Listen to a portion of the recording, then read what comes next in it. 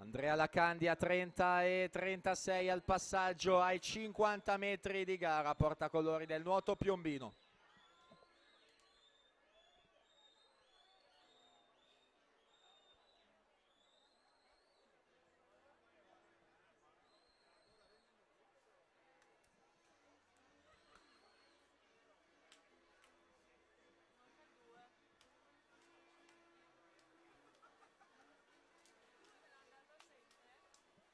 Kevin Frank Paul 1.05.97 si aggiudica la Serie 2.